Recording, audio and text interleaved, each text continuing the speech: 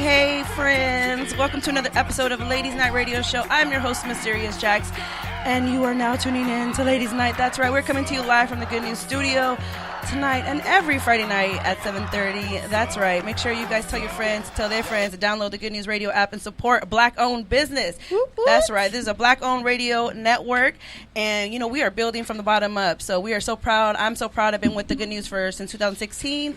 And I'm loving it. So I'm really excited about tonight's episode. I have some great guests, young ladies, and they're going to be voicing what's going on today. And yeah, and then of course I got Crazy Maria in the studio running the board, making sure we sound good. Hey, everybody. Nice to see you guys. Everybody in here. Beautiful voices. Oh, I see. I'm in red. Jackie's trying to tell me. Yeah. So let me go on ahead and pull my mic There you down. go. Y'all know I'm loud up in here. Don't call me crazy for no reason. Right.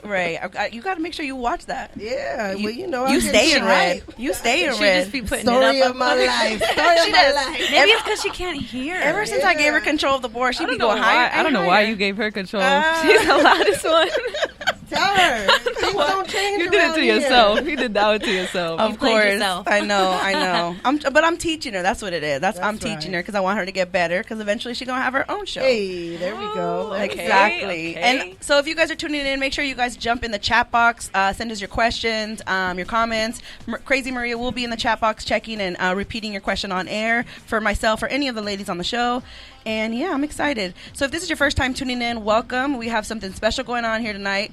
Here on Ladies Night, we like to talk about anything from family, love, sex, relationships, mental health, pretty much anything that has women talking during their Ladies Night. But tonight I have some young ladies joining us to talk about the current events at hand that has the whole world locked in. These young ladies have been part of these protests that are going on here in Los Angeles, and I can't wait to hear what they have to say. So I'm going to go ahead and let them introduce themselves. We'll start here to my right. Let them know your name and how old you are. Hello. My name is Citlali Martinez. Hey. And contrary to what my tia posted, I am 18 years old. Oh, my God. Look at that. 19. Wait, just not quite yet. I am 18. Few more months. My bad. 18. My okay? bad. My bad. See, okay, you guys have to, before you guys come for me, I got a lot of nieces and a lot of nephews. Okay, there is 8 of us. I'm the 5th child of 8 kids, and each one of them got 3 or 4 kids. Mm-hmm. I can't remember all their birthdays and their ages, so don't I'm lucky she remembered my name. Don't feel bad. She was just asking Anissa how old she was. I was. And that's her goddaughter. And that's my slash goddaughter, niece, so don't feel bad. It is too what many it is. of us. There is too many of us. That's what happens. Hello, welcome to the Mexican family, okay? Right. My next guest over here, go ahead. You can introduce yourself. Right, my name is Sierra Ortega Moore, and I'm 17. Okay. I like how she rolled that R right there. We know. Now we know. And, of course, we got Madi on the mic, back at it again. It's me, guys. It's Madi on the mic. And, I made it 2 times in a row. Yes. It's been a hot minute, but I'm excited. I'm taking advantage of this quarantine and bringing you on. Because I know. I low-key, I'm like, damn, now she knows I'm not in school. She told me that last night. She's like, we got to take advantage of her right now. while she can come. And I know there's certain topics you can't come anymore because, you yeah, people be watching me. They watching you. But I'm like, she can talk about these topics. It's Yeah. fine, for sure. I like the shirt you're wearing. What does that say on your shirt? It says caution, educated student of color. Yes. So shout out to, somebody we're related to that had, our whole staff have these shirts. So it's just nice to have. She's here. Somebody we're related to. I never know who's listening, I feel That's you. true. That's true. I feel, yeah, it's a whole family in here. I got my sisters, I got my nieces, I think that's everybody that we got right here, and my goddaughter, and now our new friend / family. We're gonna make Sierra our family relative over here because she reminds me of the women in my family being so strong and outspoken, and I'm really proud for you to talk about pretty much she actually organized the protest demonstration that I was at today for Inglewood, California. And she put it all together at the age of 17. Like, what were you doing at the age of 17? Because this young lady over here is making shit happen. She's making shit happen for her community, and I'm just all about it. And actually, I just learned about her yesterday. So when I learned about her and I knew my niece was coming, I was like, bring her. We need to have her on the show. Thank you for joining us today, Sierra. Thank you. For sure.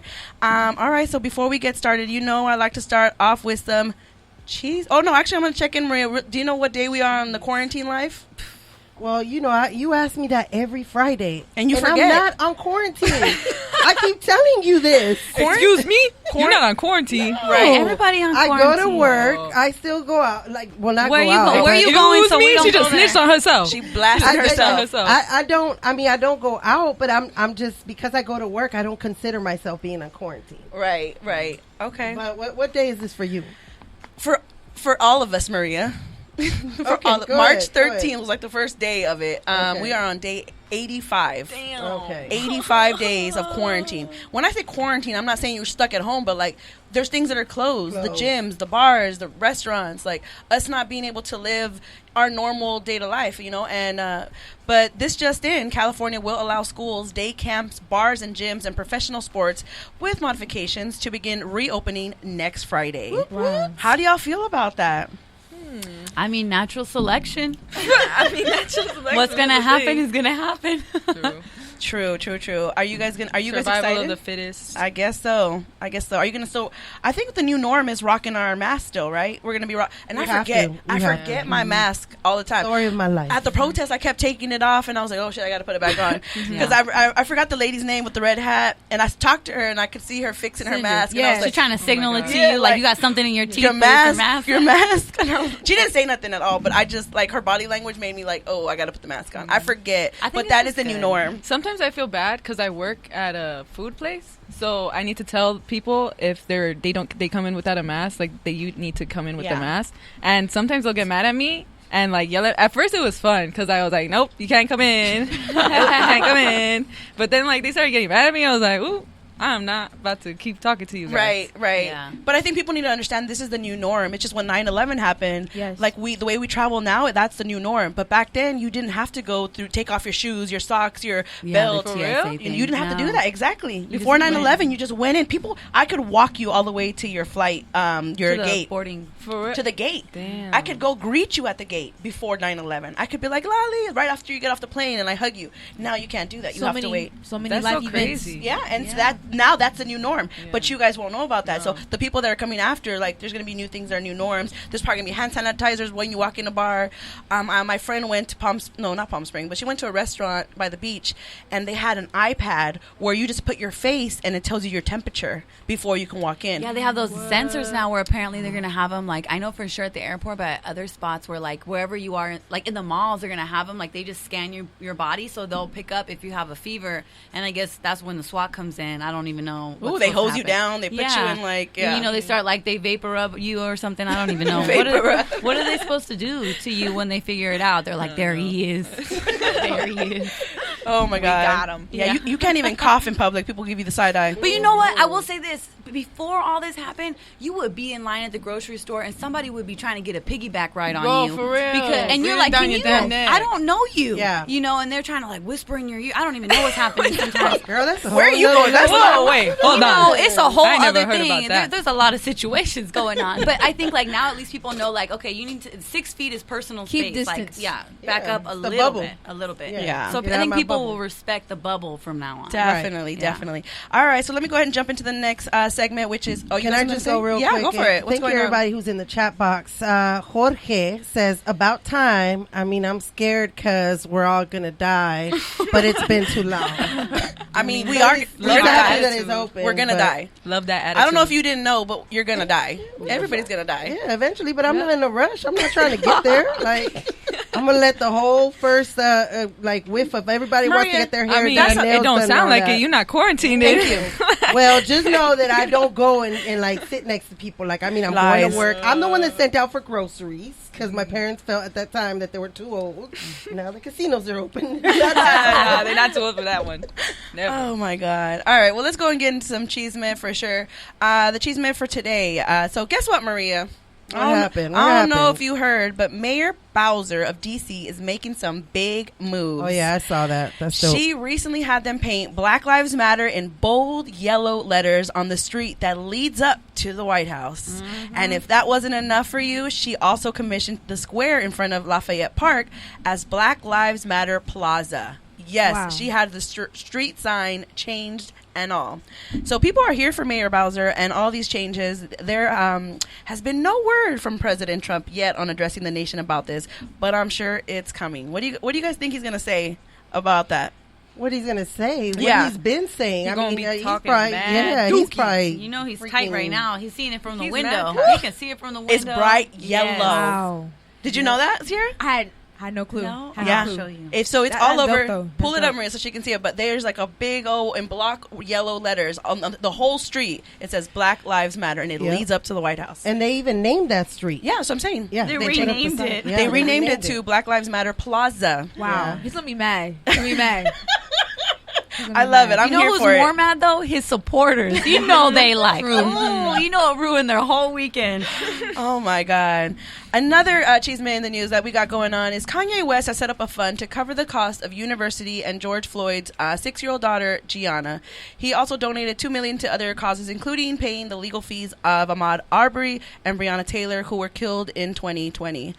So Kanye is actually also been seen in his hometown of Chicago on Thursday as he joins school students at a protest. I think that's a thing right now, that a lot of the students are the ones that are organizing and planning Our it. youth. Like exactly. Sierra right here. So I'm excited to get into that as well. So that's all the chisme for tonight. Maria, did you have any other chisme you wanna let us know?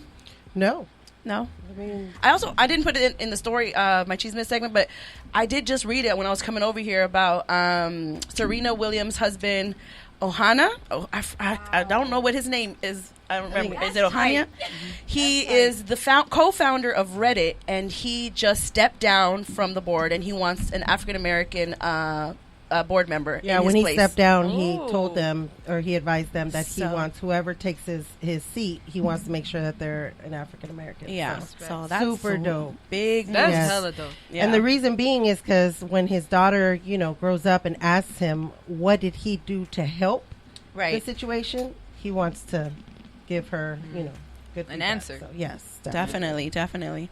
All right, so we're here now for tonight's topic, and pretty much I'm going to start off with Sierra, and I want for you to let the listeners know a little bit about yourself, because if you guys are just tuning in, Sierra is a 17-year-old. Are you still in high school? Yes, I am. I'm a junior right now. Okay, all right. Wow, Oh, nice. the worst year. Oh.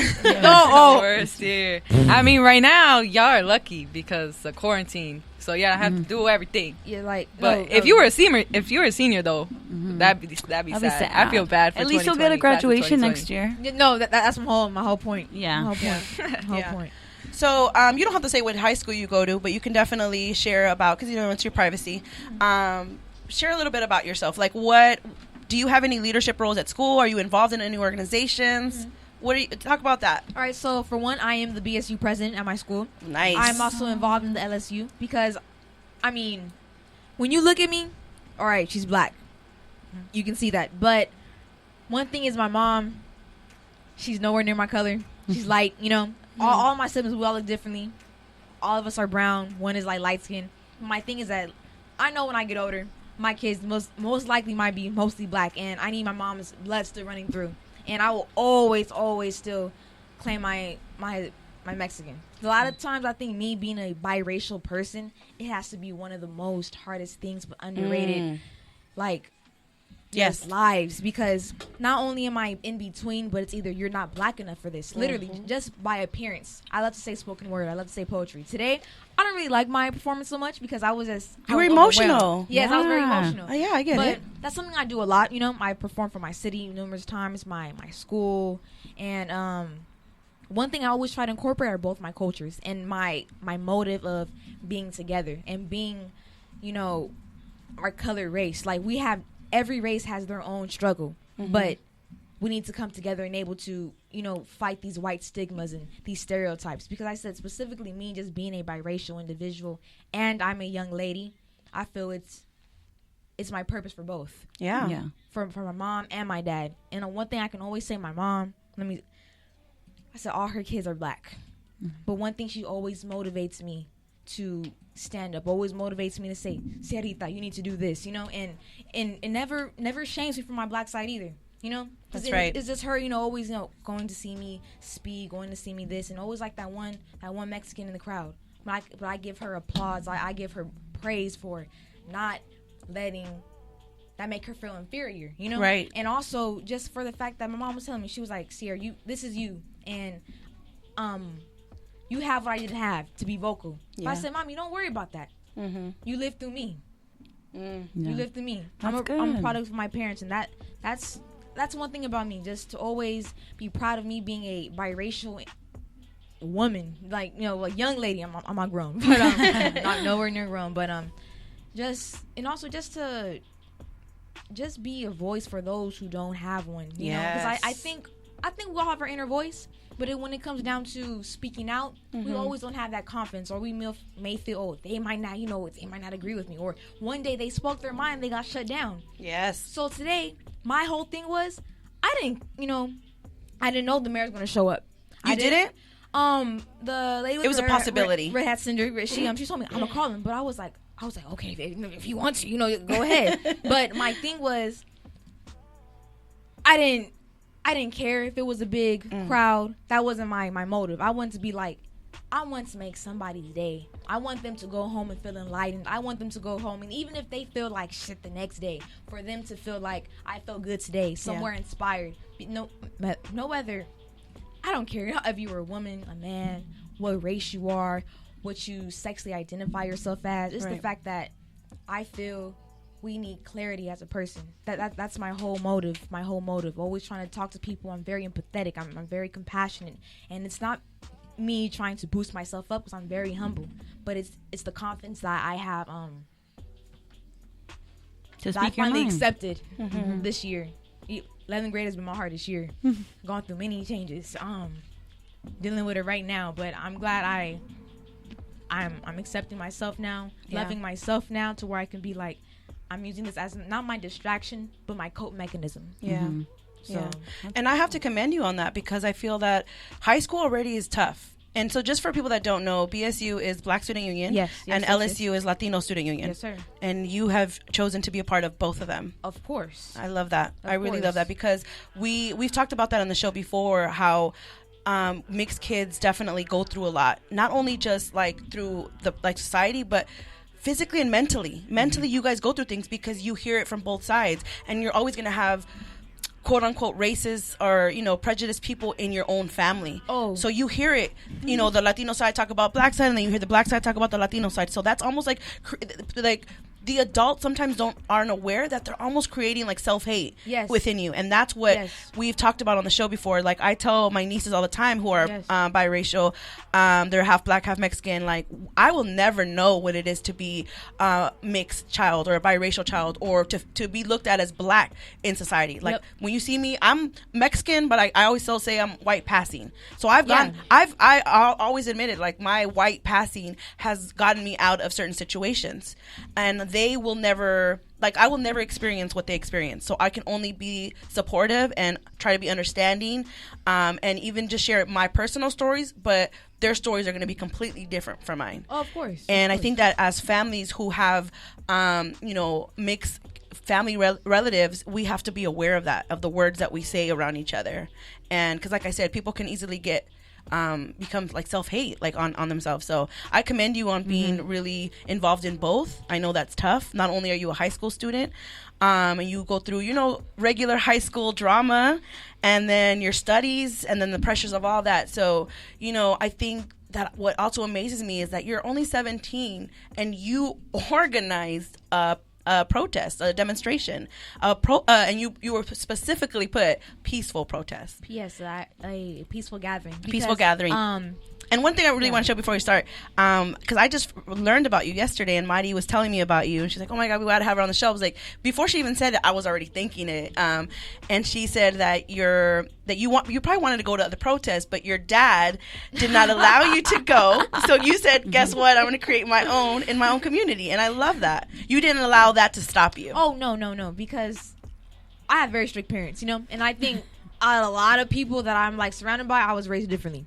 One thing people always make fun of me: you got strict parents here, and they treat you like a little baby. My thing is, I've came to a certain point in my life where it's like you have to accept what your parents say, and you just can't go against the rules. But I have had a very hard life. I go through things. I've went through things. I feel that maybe the average person doesn't deserve, but it has molded me into who I am today. And I think a lot of times I used to be like, oh, I can't talk. I don't tell anyone my story, but I can be open to be like, I feel for you. Yeah.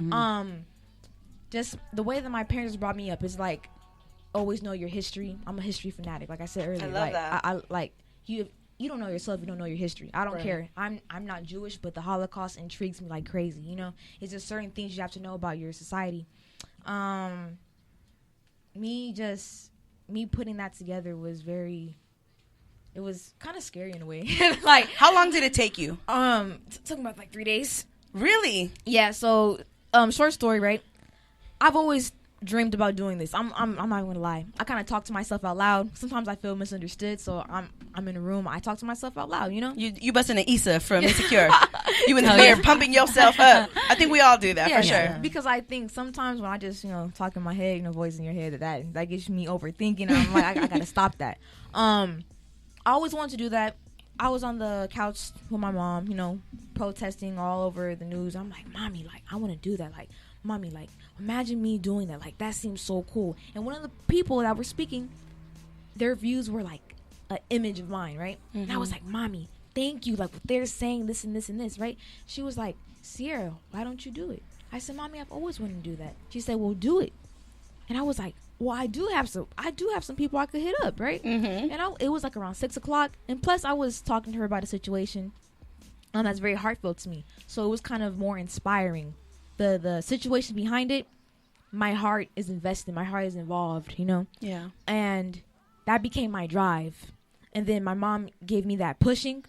She was my motivation. And then the heartfelt situation I was talking about, that's my inspiration. Yeah. So putting those two together, I just said, forget it, I'm gonna do it. Yeah. And you had a team. Yes. You shouted them out. It was I shout out my team. Yes, of course. That was awesome. For sure. Yes. So how long were you promoting it for? These last 3 days. So it's only been 3 days. Yeah. No, really. It started this week. It legitimately started this week. Because I was... And she had the mayor out there, you guys. Mm-hmm. She had a police officer out there. Mayor Butts, you let us down, man. No, like just say that much. I mean, I agree. But that's who he is. It's a politician answer. That was what it was. Me being a citizen of Inglewood. Yes. To be respectful, Yeah. I say that I feel my mayor can do much more. Just alone, I believe that my like what I wanted to do, I wanted to bring him out there to show him his city, watching him. Yep. Yeah. Yes. Right. And me not putting him on blast, me shaming him, No. Yeah. It's just I feel he can be more vocal, because Yeah. I know when the Rams came to Inglewood, I was like, bro, it's everywhere. Mm-hmm. And then I'm like, when it comes down to COVID, me comparing my mayor to other mayors, like I can say Mayor Garcetti, he's very he does his part. Yeah, he's very vocal. Yes, he's out very there. vocal. He's updating constantly, and I do appreciate that. And he's very modern as well. And him as being Italian and Latino, and then I think that's what even intrigues me more. Like, oh shit, like another biracial person, like, right? Because I don't see many, even though he is not black too. I just admire that all my life to always find someone that I can kind of identify with. Yeah, that have multicultural backgrounds. So I think, like you said, it was a politician answer. Yeah. But I wish he would have stayed longer. True. To see really what's on people's minds. Yeah. But just the fact that, like I said, his city once changed, and he can't deny that. Yeah. And probably even people that work for him feel the same way too. Just as Cinder, the person that I had, you know, and I really loved talking to her because she got exactly where I was coming from. And just her being a black woman, her being in Inglewood her whole life, and even her having like the, I don't want to say the opportunity, but the I'm gonna put it differently, like she's been racially profiled, you know, by police. Yep. So she understood. And her son, I'm sure, does. Oh yes, she told me a story about her and her son, and I was like, wow, Yeah. wow, good thing that he wasn't driving the car. Yeah. And it's unfortunate that, like, you know, you Maria, the commercial on there. Sorry. But love this song. I do appreciate. It is a cute story though. You're funny. Okay. So, just to let people know, Sierra, if you're just tuning in, she's a 17-year-old young lady who orchestrated a peaceful demonstration, and I was actually really inspired by everything. If you're saying it was done in 3 days, I commend you for that, because that alone takes like usually a lot of planning. But I thought it was really organized. Yeah. And I think Yeah, like and not only speakers. that, The speakers, amount you had a of pastor. crowd that you had there in 3 days. Yeah. Imagine just like, you know, a week or 2 weeks. Imagine like the crowd. You did an amazing job within those 3 days, and how you like just had everybody there. You had people doing poetry. You had, you know, the police officer. And you had the pastor. Yes, the pastor Oh, came and yeah, led prayer. pastor. Like, you did an amazing job Thank at you. 17. Thank and you. I know that you have a purpose. Yes. And you are here on this earth for a reason. So keep doing what you are doing.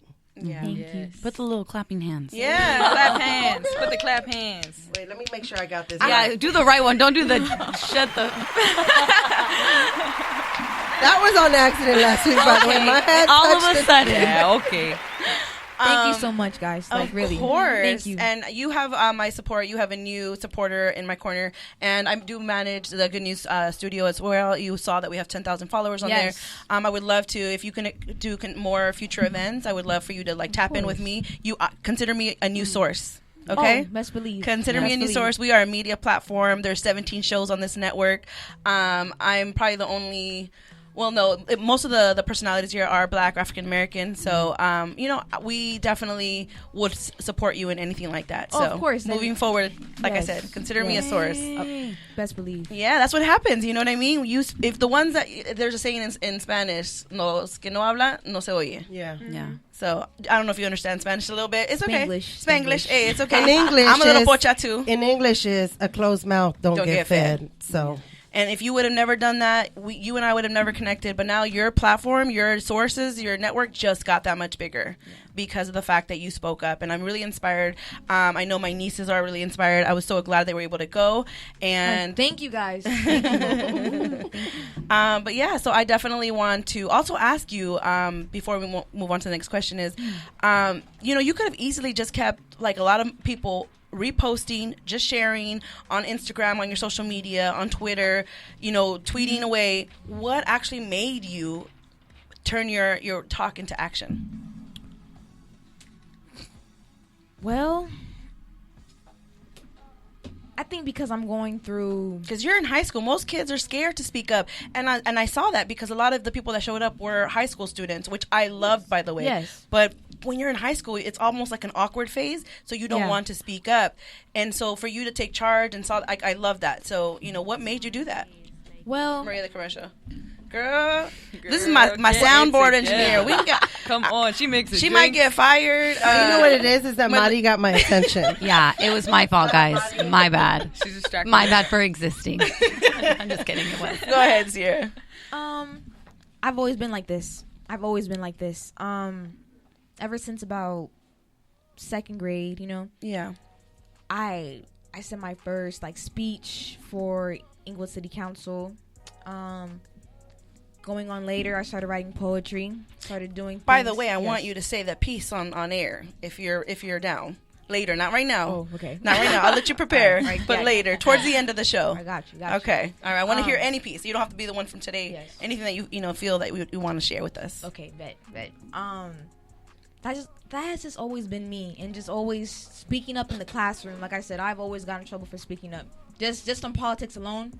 And I told myself, either I'm gonna just stay quiet, you know, not make a change, not inspire. Like I really want to inspire, I and love it. I've always just been vocal. my parents have always pushed me. Yeah. Always either, tell me, Sarah, you can be anything you want. And I think as a little kid, I took it as, okay, I'm going to be a model, astronaut, doctor. I used to want to be a veterinarian for the longest. Oh, my goddaughter did too. No, she wanted to be for a marine biologist. Okay. Similar. Yeah. Yeah, like I always around animals. That was like my thing. But like I said, my mom telling me, Sierra, you already do it in other ways just through your schooling. It means nothing to me to try to stand up in front of people. Yeah. Like I'm not afraid of crowds. I'm gonna put it like that. I love that. I'm not afraid of crowds. I think you got a gift, girl. Thank you. I think crowds, honestly, I think the smaller the crowd, the less I'm intrigued, or unless it's like a room full of adults, Okay. But I think the bigger the crowd, doesn't matter, kids, anything, then I give it my all, because then I'm focused on you cannot mess up. But I know that everything's not going to be perfect, but as long as I put my passion behind it, yes, no one can say anything about me. I love it. So what's next for you? Well, just you don't have to have anything. If you don't have anything, that's fine. Senior year, she said. Senior year. Make it. Senior year, that's one thing, working at home with homework, that's bad. But I've been invited to another speak that really that blew me away through Cinder. So because she understands my purpose, and I also want, even though I will be speaking, I want my team to be there behind me. Of course. Because this year I noticed that you can't do anything without support. I'm even just be the most dumbest scenario. If you're in a contest for a talent show, you can't win if you don't have judges. You can't win if people put in votes on who's going to win. You need support. Yeah. It's a long time ago I stopped saying that I don't need anyone, or no one has my back. I stopped saying that. Yeah. I had to really change my mindset, because you can't get anywhere. I mean, I wouldn't be here if you helped me, That's why I thank you so much. So it's like, oh, thank you. Money's I'd like to thank. So it's just Everyone be quiet. Let me just thank some people. No, but I think that's so dope that you acknowledge that. I think a lot of us feel sometimes that when we have our passions or ideas, we're we're alone in this. And it's no, you'd be surprised if you just put yourself out there, maybe just one person, maybe just two people, but that's how it grows. And people feel empowered when they see you be empowered, and you do something. I think that's awesome. And that's all I want to do, because I think a lot of times, there's singers, man, that are better than any of our artists that are known, our celebrities. Mm-hmm. But sometimes I think it's also just the lack of motivation, the lack of self-love that they have for themselves, them not knowing their own worth. So I think a lot of times that pulls us back, So we have in my comments really quick on Instagram, I want to say from my friends over there in Milwaukee, Brunch with Bessie's podcast, shout out to y'all. They are also on the Good News Radio Network. That's right, we are syndicated. They say, yes, I love how y'all are speaking life into her. She definitely has a purpose. So, just by speaking, they're saying they can see that you definitely have a purpose in this world. So I'm excited to see what else, you have planned in the future. Make sure, that we're new sources for you. So utilize that. Yeah. You have a platform. This is why I created a platform. It's called Ladies Night. It allows women to voice. Those women that usually don't get heard, usually don't feel like they can be heard. This is a space for those type of women. Thank you. Women, and you guys are young ladies. You guys are the future. So I'm so excited. If this is the future, I'm excited. And we're also going to be hearing from Silali, who is also currently at a protest, and she actually was one of the people that got it ended. Who got detained and was sitting. I don't know where they sent you, but we're gonna find all that out and talk to Silali about that. Mm-hmm. But Maria, you have something to say over there in the chat box? Yeah, I have George in here. He said he's trying to get married in July. That's one of his biggest reasons of why he's ready to get out of quarantine. I can't wait to attend your wedding. Look at me, already inviting myself. Sorry, boo. But he also said that we are inspiring and amazing. And George, we love you for that. Thank you so much. And that's another good person. He's actually a filmmaker, director. He's an immigrant here, and he's on DACA. And he's been on the show a few times, and I love what he has. His first film was with just his iPhone, yep.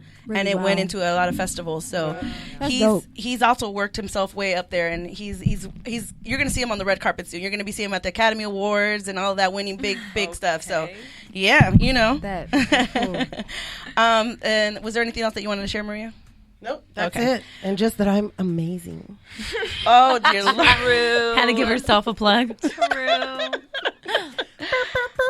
I'm so mad that my Instagram video is not saving. That was such a great video, too. Oh, well.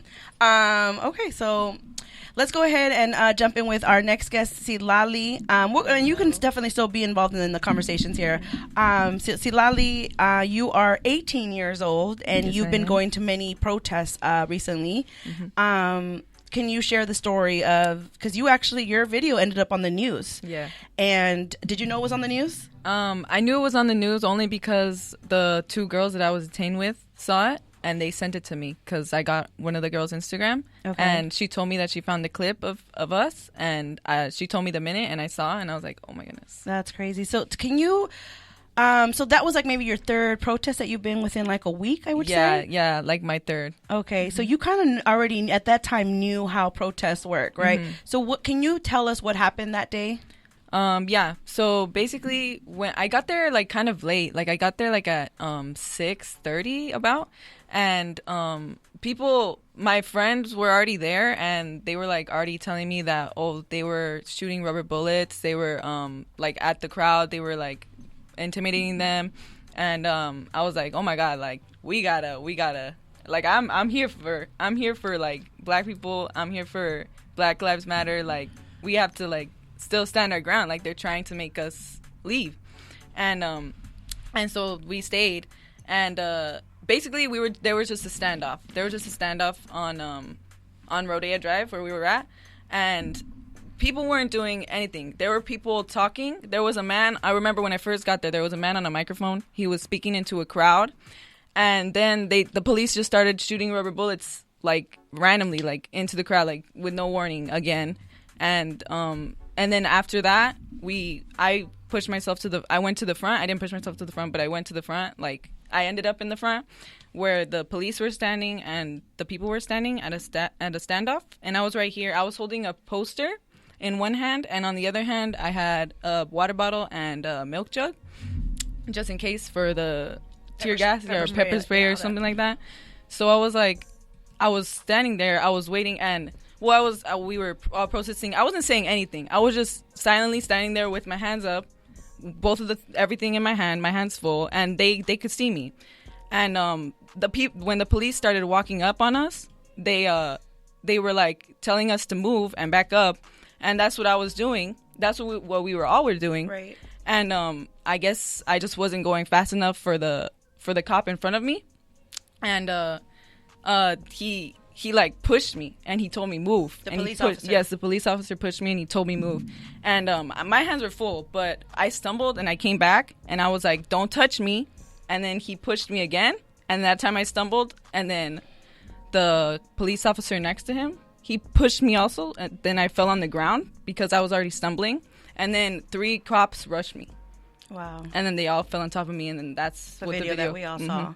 And where exactly, so were any of the other cops on top of you, or just the one cop that had his knee on your neck and your back? Well, it was just the cop that had his knee on, like he was putting all his weight on my back and on my, yeah, he was pushing himself onto me. And then like there were 2 other cops who were already handcuffing me. So I was not getting up. There was no way that I was going to get up. Right. And then, but he was still on me. Where was his leg or his knee? His knee was right here Between your neck? It was going on my neck and onto my back. So like, Your shoulder blades. my shoulder blades right in between them. And like for like 2 seconds, I couldn't breathe. And I was telling them that. And like it took another police officer behind him to tell him to get off of me. He tapped him, and did he get off right away? Well, he like after he tapped him. Yeah, after he tapped him, he like kind of just jumped off. Yeah, He was huge. Wow. He was he huge. was huge. He looked to be at least 260 pounds. He was. If not maybe hitting almost he was 3. twice, almost 3 times my his size. His legs were maybe, I don't know, this big. Yeah, like he was too big. big to be putting his damn knee on your neck. Exactly. From this experience, like what are you feeling right now? What are you thinking? Well, when I first got there, I already knew that was a possibility, that was going to happen. But I really, I didn't think that it was going to happen. You never think that it's going to happen to you, you know? So I was just after this experience, it just really like honed in the fact in my mind that like it's all cops. Like it's all cops. Like even if we try to say that some cops are not bad, all cops, because there were cops that were sitting there like looking, like they were seeing what was happening and not stopping it. Yeah, like in any other situation, that would not be okay. Like 100%, that would not be okay for 3 men to be on me like that. Yes.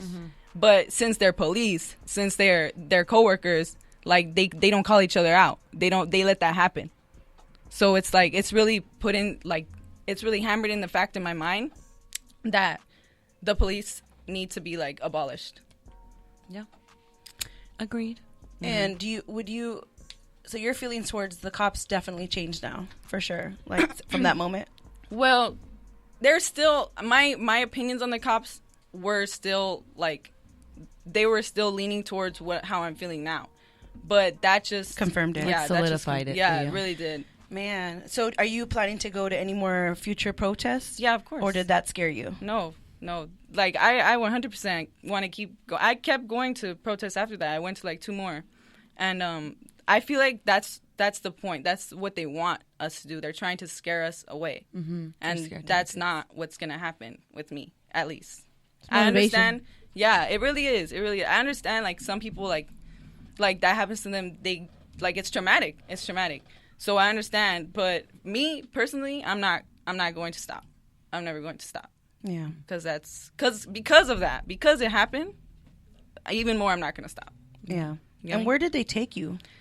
So basically, first thing they did was they put the zip ties on me. I still have the scratches. I know. I see them on your wrist. I know. They look gnarly scars. Yeah. Scars from the zip ties. From how tight they were. Like, I literally could not feel my arms. Like, right when they took them off, I struggled to sign the citation that they gave me. But the first place that they took me and the 2 other girls that they detained with me, they took us to the sidewalk on the corner where the 7-Eleven was, and they didn't read us. They didn't tell us none of our rights. They didn't tell us why we were detained. They didn't tell us anything. Illegal. Yeah, they didn't tell us anything. And then even while we were sitting there and we were like literally like, you didn't tell us our rights. You didn't you're not telling us why we were detained for. And he was like, basically, one of them, I remember he told me, you don't have rights. What? He told me you don't have rights.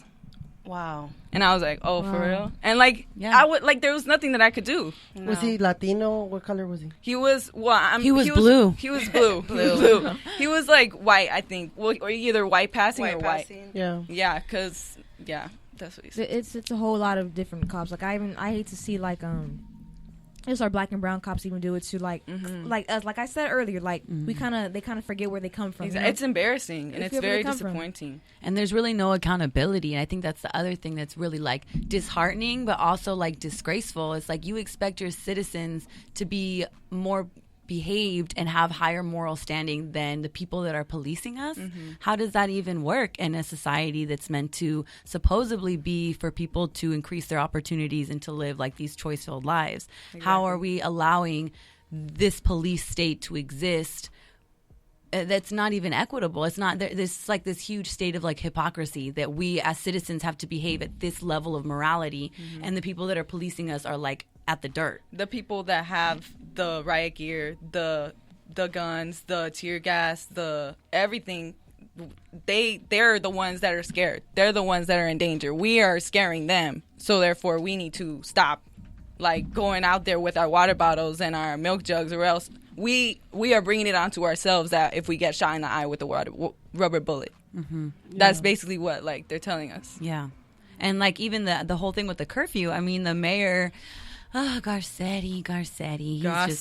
He's out for sure. But he went out and he made this post and he was like, I lifted the curfew and now everyone can be out protesting. It's first of all, you put it out there knowing what would happen to your like residents, to your constituents, knowing that they would all be unlawfully held, and you found out a couple days later that you couldn't detain 500-600 people, to the point where the LAPD was using the UCLA fields without their consent to put these people. That's and crazy. all of a sudden you want to say that you've lifted this. It's like, no, you need to acknowledge. I think that's what people are so upset about. There's no acknowledgement, there's no accountability, and there's no, like, you know, like, these people are not like repenting for their actions. There's nothing. And it's like you have your civilians feeling like helpless, and that's not the way that it should be. It's like, we count on you. Yeah. We shouldn't be fearful of you. Yeah. And so it's like a huge discussion happening, but I'm glad that you went. I'm glad that you don't let up. And I hope there's people out there who,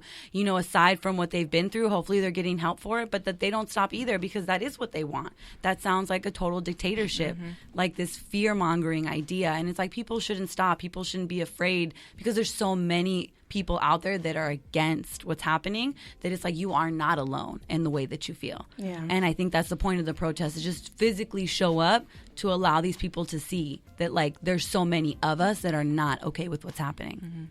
You know? Yeah, definitely. But to go back to the question, they basically just took us to a corner to, like, they had us sitting on mad sidewalks, like they were just driving us around.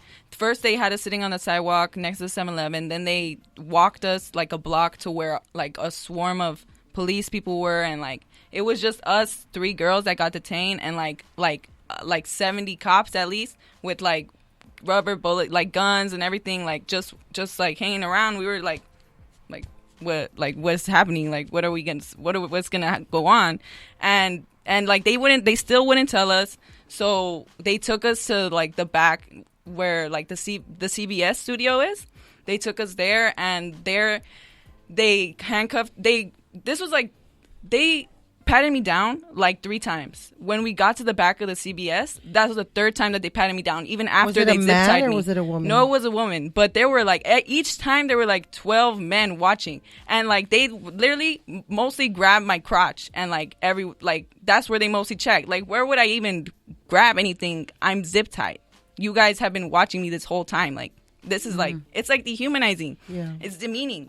And so after that, they handcuffed us to a rusty bench, and they were like with rusty handcuffs. And I know, and then one of the guys was like, one of the police that was handcuffing us, he was like, "You guys got your tetanus shot, right?" And I was like, wow, COVID. For real? Like, for real? Exactly. Like, they're so concerned about COVID, but are you asking me if I got a tetanus shot because you're literally handcuffing me with a rusty handcuff? Like, come on now. That's insanitary. Yeah. And then from there, we waited for a bus to come pick us up, and we stayed in that bus for like an hour not moving, and they wouldn't tell us if we were moved, when we would move, where we were going, until we finally left, and we were just going in circles, picking people up, and like more and more people would come in with like handcuffs, and like this only one guy came in with zip ties and a chain around him, and I asked him like, why, and he was like, I don't like they just got me by myself, and like this is what they put on me. And I was like, damn, like they put a chain around him? They put a chain around his neck. I mean, not his neck, his waist. I'm sorry, his waist, and like he could not move your hands, so he won't move at all. Yeah. So and they he was the probably only felt one. like he was a threat, and that's why they put all that stuff on him. But that's not sanitary, though. It's like, not. They was not ready. Like, they came out there ready for war, but they were not ready to support their civilians. It's like, we have a First Amendment right to assembly, and is it first or fourth? To assembly, and then it's like, you don't even set up your civilians to be safe. Like, you put them in like, I know they didn't wipe down that bus. I know they didn't do that. Like, no, y'all probably did not have masks on everybody. No, when I asked them to put on my mask, because when they put me on the floor, then they dragged like my face, the mask came off, and we asked them to put on our masks, and they wouldn't. They would not like put on but they had their mask on, and I was like, can you put mine on? No. Are you gonna file a complaint? So I have the ticket that they gave me, and my mom, she asked for it, and my mom's a lawyer, for those who don't know. So she's not a criminal or anything like that lawyer. She does eviction and immigration, but she has a lot of friends.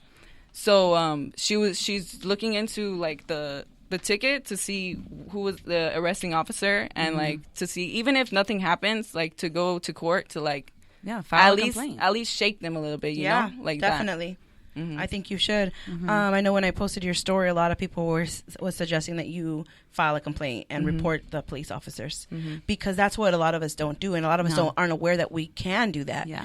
And the more times that more people file a report, I know it's going to be a lot out of your day. You have to go to court, but it's worth it. We have to start speaking up, and we have to start saying like that's not okay, because the more we stay silent, the more they're going to continue to do that. Yeah. Have to get the bad people out. Yeah, definitely. For sure. I know, Maddie, you wanted to tap in on a different topic as well. It's just the whole idea, y'all, of it's not just about reimagining or police reform. It's about abolishing police, period, because it's not no longer about the question of like police brutality or murder by police, but the idea of just policing.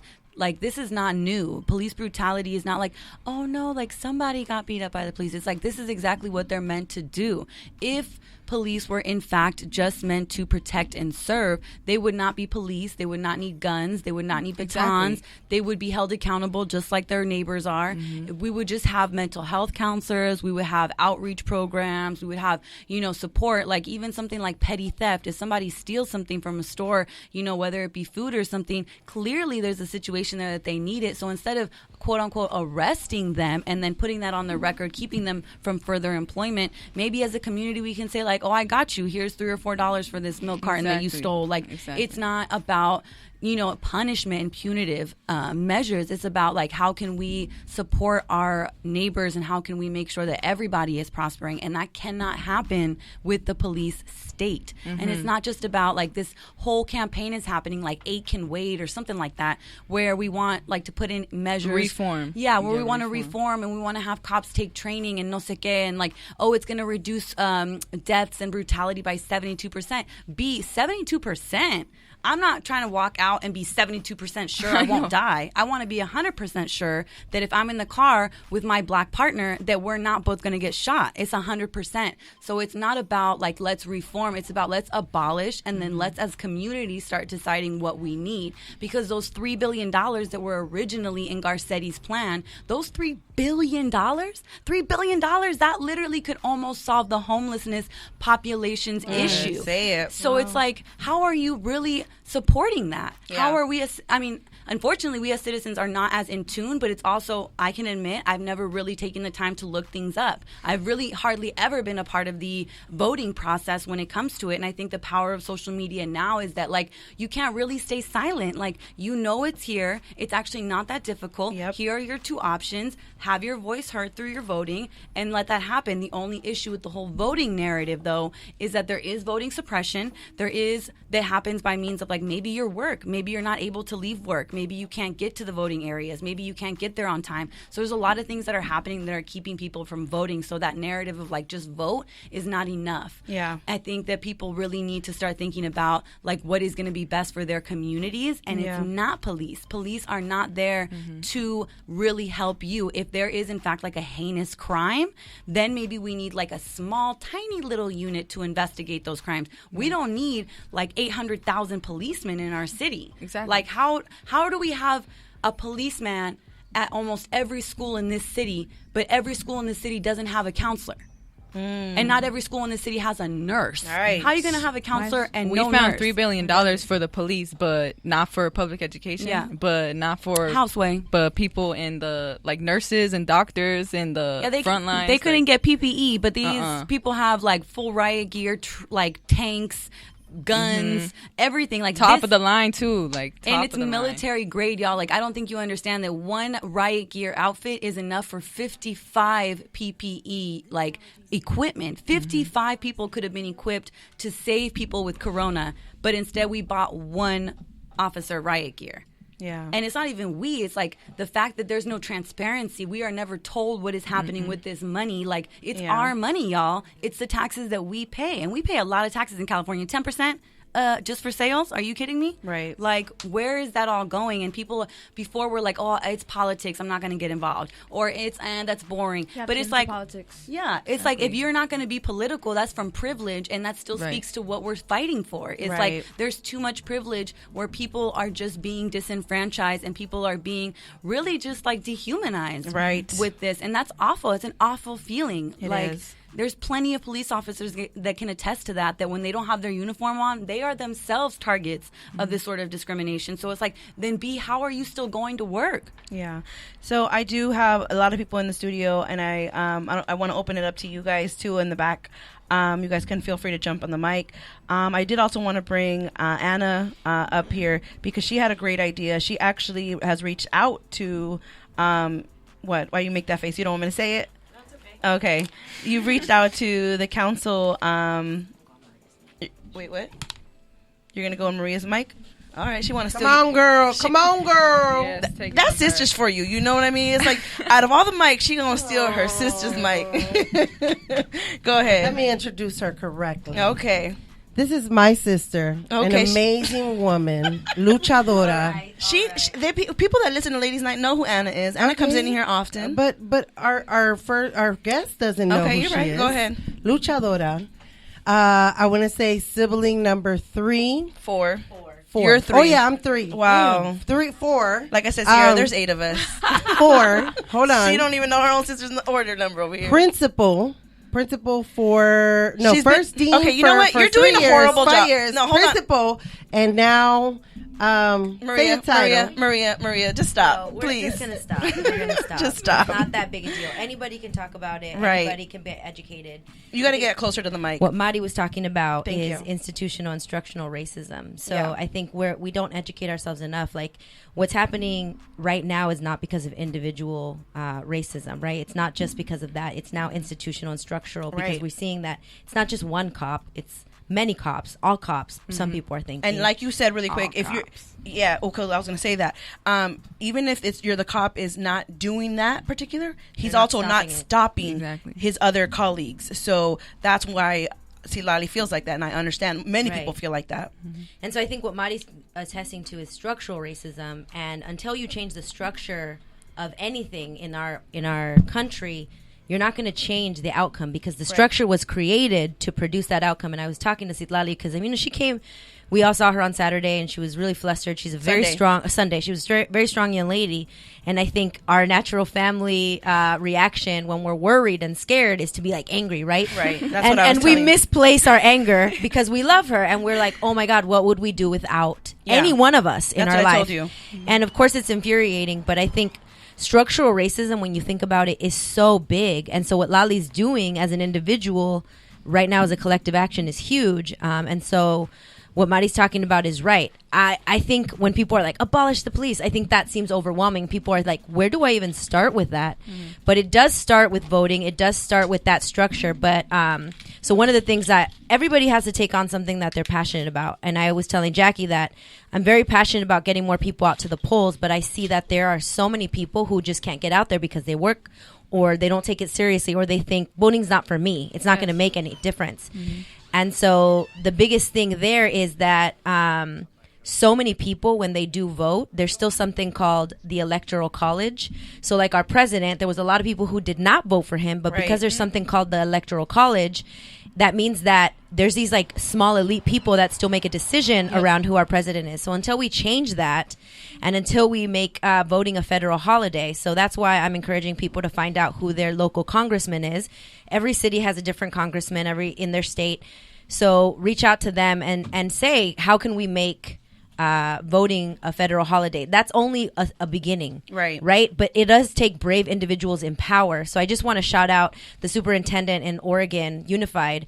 He got rid of all of the police people in his schools. And so now he's going to rework that budget. Now that was a huge step for them, right? That's a huge step. And people are probably like, what about safety? What about this? But he as a Latino male was like, I can't continue having this. Now, does that set a trend? I mean, it was on CNN. It was all over the place. My friend works at Oregon Unified.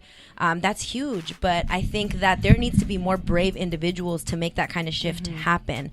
Now, Mayor Garcetti, I appreciate you. You're trying your best. I know you're listening. But when people were listens to Ladies' protesting outside of your house, you allowed them to get arrested 2 blocks away and essentially molested and brutalized and taken advantage of. Now, they should have gotten arrested right in front of your house if that's what you're doing, or call it off, because it was a really peaceful protest to say you should really rework your budget, Mayor Garcetti. And you claim to be Latino, and we appreciate you. You're Latino, I get it. And you were born and raised in Los Angeles, and you went to some of the most elite schools in Los Angeles. I know your history, and I'm going to say you could do more. You could do more than what you're doing, and we appreciate the small steps that you're doing. But you're right. Your budget is huge, and it takes one brave individual. And come on, it's your last year in office. Do some brave things. Use your power. Use your power. Use your power and actually make some changes in this city, because people believe in you. I believed in you. Yeah. And because we believe in you, we want to push you to really serve us, because you're there to serve us. Right. And unless we put pressure on them, it's not going to happen. And the pressure of the social media, let me tell you, it's been a blessing. Yes. And I understand why people are angry and why are they rioting. I'm not condoning violence, but I understand that when I get pushed to a corner, I'm gonna be violent. I'm gonna be violent. When I heard the story of my niece, I was so so pissed. Right. And I just want to that's just one example of what's happening to so many people in America, and that is just not okay. It's not. So yeah, I think in order for us to start changing anything in this country, we need to start somewhere. Find what you're passionate about. For me, it's voting. For you, it might be something else. And just start there, and you get a crowd like this young lady did. Yes. And look at what you could do when you put your time and attention to something. You move it forward. So kudos to you all for being brave. Thank you, Anna. Appreciate you. Ladies in the back, do you guys want to say anything? You can say anything you want. Anissa, Alexis, Angelica. I got all my nieces in here, my cousins. I mean, we're all family here. Sierra's now part of the familia. But, I definitely encourage the women in my life, the young girls that, we're raising, to speak up. And I love that. So I don't ever want them to be quiet, because we always need you to speak up. You want to say something, Anissa? Hello. Hi, Anissa. Hi. It's my goddaughter, y'all. Crazy Maria's daughter. I like Number that's 2. her intro. That's her intro. That explains all. Pretty much, just to say, I'm very, very vocal. Yes. Very vocal. She's Leo. And it's a blessing and a curse, but when I saw that video, because I heard stories, I've seen it on TV, but when I saw that video of my cousin getting detained, I really could not, that night I could not go to sleep, because I just thought, what if that's my dad or my cousin or my sister? I could not go to sleep. What if it was your cousin? It was my cousin. It was your cousin. I think what she meant to say, George Floyd was in that same position and he died. Yeah, exactly. And it just, the night that George Floyd died, when I saw the video, it just triggered a fire in me that... Don't grab it too much, because it's making a lot of noise. Oh, that really couldn't go away. And I could not sleep. Talk into it. Just made me worried. So my scenery on that was police are abusing their authority, and I don't think that it should totally go away, because it's also a lot of bad people out there, not just the police. There's people of our own kind that are bad, and we need people to help them. But it's also not just arresting them and making them go to jail. It's more we want to change their mindset into something better than that, and not just you go to jail, you get this punishment. When my mom punishes me, she explains why she's punishing me so that I won't do it again, because that's what's going to make the real change. But you can't just lock somebody up and expect them to change if you don't talk to them. And my dad was we were talking about this. We were talking about how gangs came together for in some areas for this cause, because gangs weren't started to kill each other over a color. Gangs were started to protect the community from things like this. Yes. So I'm so happy that gangs came together to help this, because that's just showing how people could change. And police abusing their authority is not what we want. I'm not saying all cops are bad, because my cousin's father is a cop, and I know he wouldn't do that to his own kind. But it's just you can't sit there and let that happen.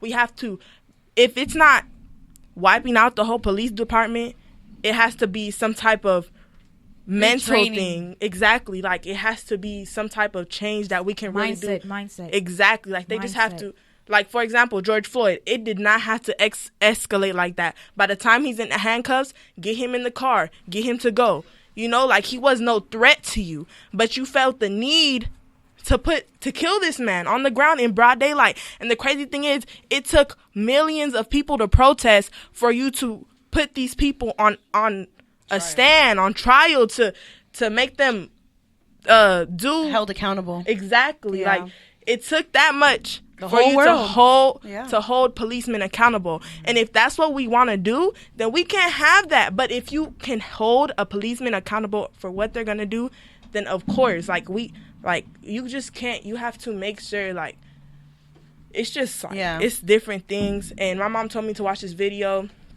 on stuff. Well, Yeah. I appreciate, because we got to wrap up soon, but I appreciate you sharing your voice. And Anissa, That was great. yes, thank you. And this is what I love about it, and this is why I created this platform, to give a voice, or give a platform for the women, the young women. And I'm so excited to have these young women in my studio on my show right now, because you guys are the future, and I'm so proud. If this is the future, I'm excited to see the changes you guys are going to make, because I know a lot of you guys, we're going to keep hearing your name, and we're going to keep seeing more of this fight in you. Right. And don't let this situation that happened to you, Silali, stop you. And I know it ignited up even more of a fire. Never fire. So I appreciate you, and I hope that you guys continue to fight this, and because it's needed. You guys are the future. Can I just piggyback on this as a parent? Parents out there, please talk to your children. Guide them through everything that is going on. Because, like my daughter says, there are good and there are bad. There are bad people that are out there doing the looting and not really understanding what the cause is, as well as there are bad cops out there. You have to guide your children to know that there are good policemen out there, as they are, good people that are out there protesting. As long as we are teaching our kids at home and telling them and guiding them and listening to them and letting them express themselves, we can build them up. So when it comes time for them at our age, they could be at that table. Yep. And they could be making sense. And they could be guiding the younger generation to come. Education's more than just a book in school. Yes. Say it again. That's right. Education is more than just a book in school. Mm-hmm. I'm telling you. And some of this stuff is not taught at school. No, so it's not. we have to build our kids up. We have to talk to them. We have to hear their voices and hear where their mentality is through all this that's going on, because this is big. And bigger than what their little brains can take and understand. And all they're going to do is, social media said this. I'm going to hate this person, or I'm going to follow this. And you have to lead and guide and tell your kids. You got to do it as a parent. Yeah. So, I appreciate that. So really quick. Thank you for that. Yes, Maria. It's true, man. Yeah. Okay, so before we leave, I like to play a little game just to have some fun towards the end. It's this game time segment, and don't be looking at my questions over your cheater. I wasn't looking at nothing. This game I stole from Ellen. It's a fun game. It's called 5 Second Rule, and you get 5 seconds. You have 5 seconds to Maria. You're gonna do the clock. You can do 5. You have 5 seconds to name 3 things. Okay, you ready? You guys want to play this game? 3 things? Like 3 random things? Yes, but I'm gonna tell you the question. Oh, okay. So, like, if I was like, one example is like, name 3 fruits that are red, and you would have 5 seconds to name 3 fruits that were red. We go individually or like? Individually. Right, so I'm gonna go individually to you guys. Right. Okay, Maria, you ready for the 5 seconds? Yep. You got the timer. All right, here we go. So I'm gonna start off with Madi, because Madi loves to go first. Because I'm not good at this game. Madi, okay, ready? You have 5 seconds, and don't start the time until I finish the question. Don't start the time till I'm done answering, okay? 5 seconds. Seconds. All right, thank you for catching that, Anissa. All right, Madi, you have 5 seconds to name 3 songs by Tupac. Go. Oh my God, this is the one I failed last time. Dear Mama, California Love, and Gotta Keep Your Head Up. Okay. Is that okay? I pretty much copied everything Michael said last week. Maria, did you even press start? I did. Yeah, Okay. I waited. I did. I won. All right, Sierra, you ready? Yeah. All right. Name 3 songs by Drake. One Dance. That's it, girl. You know what? That's the only one that Bro, matters. you gotta put the timer. You gotta put the timer on the microphone so we can hear the. Oh, okay. All right. Lali, are you ready? No. Name 3 things you will find in the trunk of a car. A ham. A hammer. Spare tire. Maybe a wrench. Damn. Maybe a She wrench. said a hammer. Did you say a hand or a hammer? What's going on? A handy woman. She said a body. I'm not one trying to more for expose Anita. myself. Oh my god. Okay, so you looked at me crazy when I said Drake. Who are your top 3 artists, favorite like music artists? All right, no, Drake. He's cool, but he's just like mainstream. So it's like I feel like I got the hardest so question. So it's Just gonna like put that out there. I feel like that was the hardest I would have got that one question. better than I don't even drive. Exactly. Like I don't even be looking in my car. Drake. I said he's cool, but I said like I'm in more to just either like Rod more- Wave, Roddy Witch. Why was it Roddy like- Witch? I'm into SZA? everything. Roddy Witch. Jackie, I'm you into didn't tapped everything. out. I'm hip, y'all. Yo, yeah, kidding. that must be that new rapper. That's Jackie's alternate ego there. No, but I'm into a lot of different things. Drake, it just was like he's one of my favorites. He's cool, so it's So like who are your alright. 3 fave? 3 favorites? All right, Tupac for sure. Okay. Selena. I love Selena. for sure. Okay. Asked her that. Yes. It's kind of hard. It's between Lauryn Hill and Aaliyah. Hey. Okay. So you like a lot of the old school ones. I like everything. Okay. Just from doesn't matter. I if it's appreciate Spanish, that. English, underground, mainstream. appreciate just, That's cool. Should Yeah. ask All her around. about some corridos. It was all around. Well, I want to thank you for joining me, Sierra, Auntie Lali. Thank you, ladies, for joining and sharing your stories. I really appreciate you. You guys are always welcome here on Ladies Night. Before we leave, I'd like to also ask you something that you want to give cheers to, that about you or anything in your life. What do you want to give cheers to? In my life. Yeah, you want to celebrate something something small that happened. You got an A on a test or something, anything, or your family. It doesn't matter. For sure, this being my toughest year, me being able to actually look at myself in the mirror and say, "You're beautiful for who you Yes. are." Yes. Just humbly speaking, not I love it. humbly speaking. You are beautiful, Sierra. You are beautiful. Thank you. What about you, Lali? Anything you want to celebrate? Cheers to something? Can I give cheers to people? Yes. All right then. I'm gonna give cheers to the homies who waited for me outside of Hey. the little police department place that they had me held at. They waited for me. That's right. They Give were 'em love. following my location on my phone. They were smart. They Oh, didn't even know that happened to me. So I'm gonna give them cheers, cheers. for just knowing and Good then friends. coming to get me. Cheers to your good Yeah. friends. Yeah. I love that. I love that. I almost forgot too, Sierra. Yes. Will you be able to bless us with one of your pieces? Let's see. Look forward.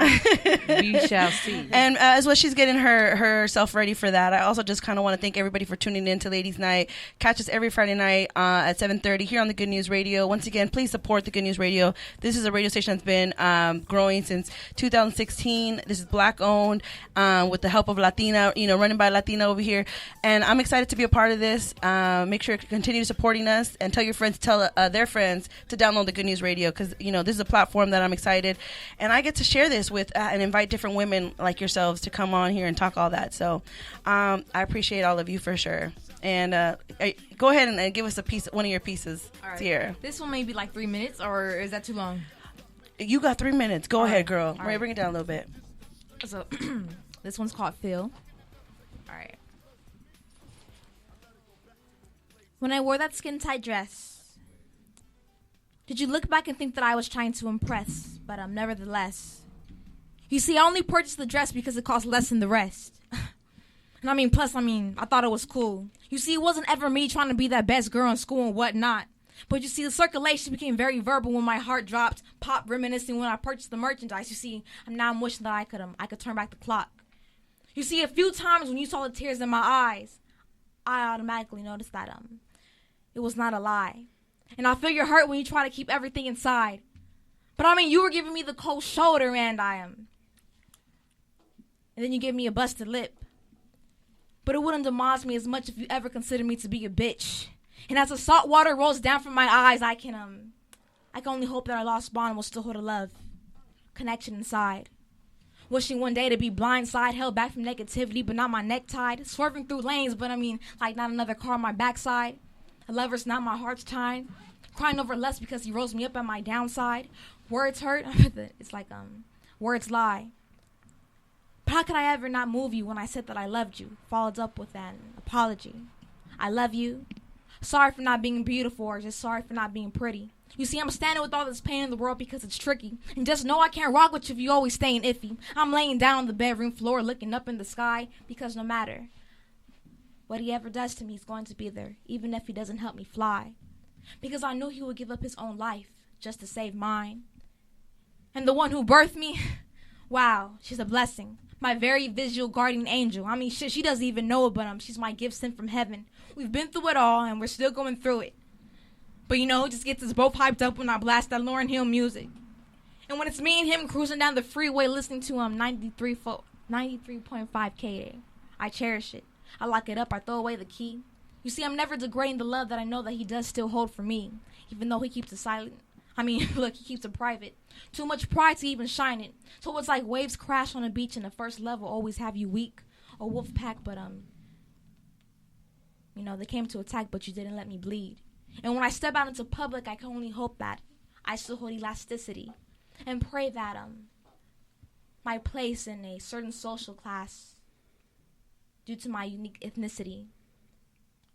Because I will never lower my personal expectation due to a biased socialization. To maintain my intellectual and not be overpowered by a pleasure ever, known as sexual. Materialism, look, I love it and I hate it. But when I walk out the door, that I have to be different like the stuff on the pavement. I can't stand being regular like that gray on the pavement. But let me take it back to why I hate it. Because the lady right here, she's going to perceive me as being conceited. So then when the Glock pops and has my arteries bleeding, she's going to take one glance, one laugh. She's going to start leaving. Pouring my heart out. Counting the dots on the ceiling. Why didn't someone tell me that it was control season? It's like whether it's at society or at home, everyone wants to take control. Because I had my hair done, shit, you didn't like my flow. Putting me down because someone else recognized my glow. Searching for affection, but it seems to be that I'm always looking in the wrong direction. Been through many things, and look, I'm still living through it. Took the only thing that I really had, you ripped away from me. You see, it was my music. Wish that I could present you with a sweet symphony, so that maybe you would believe me. White man right here, he wants me to kiss his feet, shine his shoes. Then turn my back around, leaving me with no clue. Revolving in my community, drinking my own sweat. When I grow up to wife, you see, look, I will never be his pet. But no doubt, I will always be down. And when you ask me what I like about you, I rise you up from the ground. Describing how you talk, how you walk, and how you smile. And to let you know how much I really love you, I wouldn't have to make a sound. Yet overall, when I sit in silence, I see that I am in need of some help. I need to seek how to just really accept a compliment and be involved with loving myself. Hey. Woo! Yes. I can't with these sound effects. Wow, that was so That was good. beautiful. Oh my gosh. I'd be rhyming like cat and mat and stat. That is amazing. Good for you. I love it. I love it. Thank you for sharing that. Thank you. I appreciate all of you for being here and for tuning in. That pretty much wraps up tonight's episode of Ladies Night. And I want to thank everybody that was here. Thank you guys. Are we going to close out like we always do? Yeah, of course. I'm your host, Mysterious Jax. This is Ladies Night Radio Show. And just remember one thing, ladies. You are enough. Love y'all. Stay safe out there. How it is. Yeah, it is hot.